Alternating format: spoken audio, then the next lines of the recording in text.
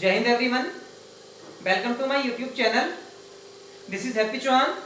देखिए आज हम बात करेंगे क्लास 11 से फिजिकल एजुकेशन में यूनिट 1 की।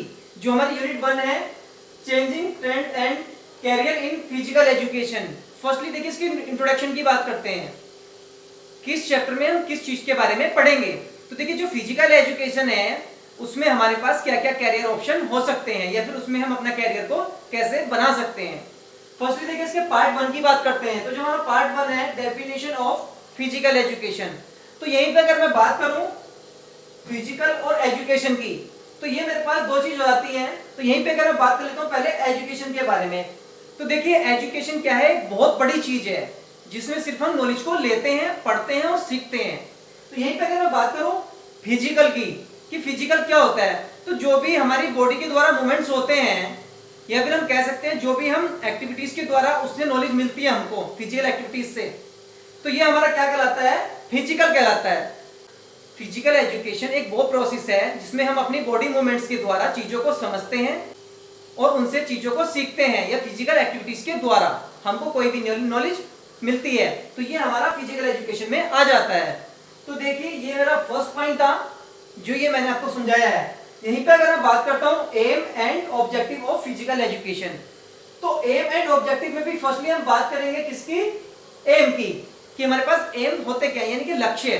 तो देखिए जो हमारे एम है, जो हमारा फिजिकल एजुकेशन उसका क्या एम रहता है कि जो भी बच्चे हैं या कोई भी बच्चा हो वो फिजिकली रूप से अच्छा होना चाहिए, मेंटली भी अच्छा होना चाहिए और सोशियोलॉजिकली भी अच्छा होना चाहिए।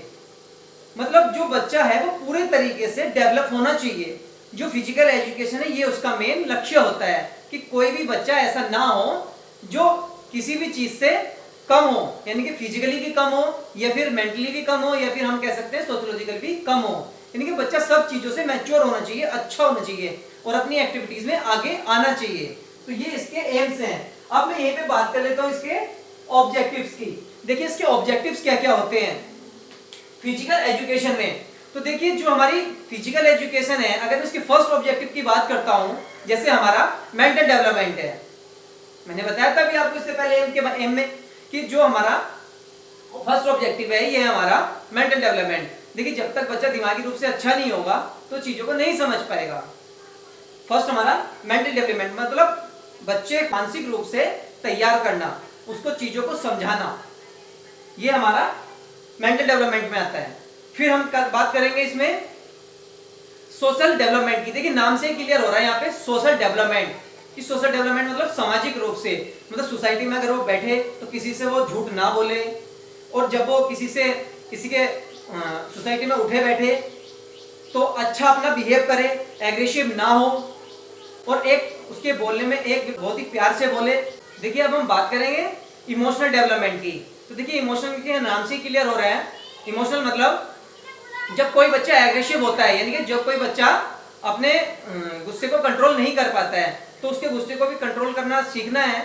जो फिजिकल एजुकेशन है ये वो चीज सिखाती है, अच्छे बिहेव को करना, एग्रेसिव नहीं होना और बदतमीजी नहीं करना। फिर यहीं पे अगर मैं बात करूं हेल्थ डेवलपमेंट की, तो इसमें हम फिजिकल एजुकेशन हमारा हमारा न्यू ऑब्जेक्टिव है ये हमारा हेल्थ डेवलपमेंट, यानी कि जो हमारी बीमारियां हैं उनसे हमको कैसे बचना है या अपने आप को फिट कैसे रखना है, डेली हमको योगा करना है, एक्सरसाइज करना है, एक हेल्थी लाइफ जीनी है, ये मेरा हेल्थ डेवलपमेंट में आता है। तो ये मेरा यहाँ पे सेकंड पॉइंट क्लियर हो जाता है हमारे थर्ड टॉपिक की। थर्ड टॉपिक है हमारा various physical courses available in India.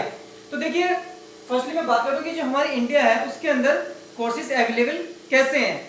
देखिए वैसे तो हमारे भारत में बहुत सारे कोर्सेज अवेलेबल हैं हमारे इंडिया में। अगर मैं ये भी बात करूं तो आपको कुछ कोर्सेज के बारे में बताता हूं जो फिजिकल एजुकेशन में आपका करियर बना सकते हैं। फर्स्टली देखिए बीपीएड, सेकंड आपका एमपीएड, थर्ड आपका पीजी, डिप्लोमा इन योगा, आप ये कर सकते हो। फर्स्ट देखिए जब आप लोग बीपीएड करोगे तो आपके पास 10+2 होना चाहिए। फिर उसके बाद आपके पास कोई भी बैचलर डिग्री हो, चाहे वो आपका बीए फिजिकल एजुकेशन हो या बीएससी आपकी फिजिकल एजुकेशन हो, उसमें आपका 50% होना कंपलसरी है। फिर उसी के बाद आप इस कोर्स को अप्लाई कर सकते हो। फिर उसके बाद जब आपकी बैचलर डिग्री कंप्लीट हो जाएगी, फिर उसके बाद आप लोग एमपीएड के लिए अप्लाई कर सकते हो। फिर जब आपका एमपीएड कंप्लीट हो जाएगा, मास्टर डिग्री, फिर उसके बाद आप पीजी डिप्लोमा कर सकते हो। लेकिन डायरेक्टली अगर आप इस चीज को करोगे तो ये चीज आप नहीं कर सकते। आप इस चीज के बाद बीपीएड के बाद पीजी डिप्लोमा कर सकते हो या फिर एमपीएड के बाद पीजी डिप्लोमा कर सकते हो इन योगा में। लेकिन आप डायरेक्टली किसी भी ग्रेजुएशन के बाद पीजी डिप्लोमा नहीं कर सकते, सिर्फ आप लोग डिप्लोमा कर सकते हैं। तो यहीं पे अगर मैं बात करूं, एक जो स्पेशल कोच के लिए जो कोचिंग करने के लिए एक कोर्स होता है वो होता है NIS। ये कोच के लिए कोर्स होता है जो किसी भी एक स्पेशल स्पोर्ट्स के लिए अपनी कोचिंग करते हैं, किसी भी एक पर्टिकुलर गेम के लिए। देखिए बात कर लेता हूं मैं अपने फोर्थ पॉइंट की। जो मेरा फोर्थ पॉइंट है career option in physical education. तो देखिए जो इसमें कैरियर होते हैं, देखिए इसमें कौन कौन से कैरियर हैं, उनके ऑप्शन बता रहा हूं मैं आपको। जो फिजिकल एजुकेशन के अंदर देखिए इसमें बहुत सारे ऑप्शन है। फिजिकल एजुकेशन में कैरियर के बहुत सारे, देखिए कि जैसे कि मैं आपको बता सकता हूं एम्पायर भी है, इससे आप एम्पायर भी बन सकते हैं। जैसे कि अब मैं एक फिजिकल एजुकेशन टीचर हूं, तो आप इससे फिजिकल एजुकेशन टीचर भी बन सकते हैं। आप किसी भी एक स्पेसिफिक गेम के कोच भी बन सकते हैं, एक ट्रेनर भी बन सकते हैं। देखिए बहुत सारे इसमें फील्ड हैं जिसमें आप जा सकते हैं। ये हमारा फोर्थ पॉइंट था। अब हम बात करेंगे हमारे लास्ट पॉइंट की। जो हमारा लास्ट पॉइंट है ये हमारा soft skills require different courses. तो देखिए सॉफ्ट स्किल्स का मतलब क्या है यहाँ पे। जो हमारी सॉफ्ट स्किल्स है मतलब देखिए अगर हम किसी काम को करना है, अगर हमको फिजिकल एजुकेशन के कोर्सेज को करना है और उसमें अपना कैरियर बनाना है, तो जो उसमें स्किल्स होनी चाहिए। तो देखिए फर्स्टली अगर कोई भी पर्सन हो, अगर वो किसी काम को कर रहा है तो उसका इंटरेस्ट का होना कंपलसरी है उस फील्ड के प्रति। तो देखिए जब वो किसी भी फिजिकल कोर्सेज को करेगा इस फील्ड में, फिजिकल एजुकेशन में, तो उसके इंटरेस्ट का होना कंपलसरी है। तो फर्स्टली तो देखिए इसमें इंटरेस्ट की बात आ गई कि उसको अपने काम से लगाव होना चाहिए, उसके प्रति मेहनत करना चाहिए। और इसमें अगर मैं सेकंड क्वालिटी की बात करूं तो हमारे पास है लीडरशिप की क्वालिटी। मतलब उसके पास एक ऐसी क्वालिटी है, जो लीडरशिप की क्वालिटी होती है, मतलब एक जैसे क्लास के अंदर एक मॉनिटर होता है, एक ऐसी क्वालिटी होनी चाहिए ताकि वो अपने काम को अच्छे से कर सके। फिर हम कह सकते हैं टीम वर्क, यानी कि जो अगर उसको कोई टास्क दे दिया जाए, उसको कोई काम दे दिया जाए, तो वो अपने काम को अच्छे से करवा सके और कर भी सके। तो यहीं पे अगर मैं बात करता हूं इसके नेक्स्ट क्वालिटी की, तो वो है इमोशंस, यानी कि उसको अपने इमोशंस पे कंट्रोल होना चाहिए। ऐसा नहीं है कि वो किसी भी काम को कर रहा है और वो अपना एग्रेसिव दिखा रहा है या फिर अपने गुस्से को दिखा रहा है, ये चीजें नहीं करनी है। फिर उसके बाद एक गुड कंट्रोल होना चाहिए ओवरऑल एक्टिविटीज पे, यानी कि वो ताकि वो हर चीज को अच्छे से कर सके।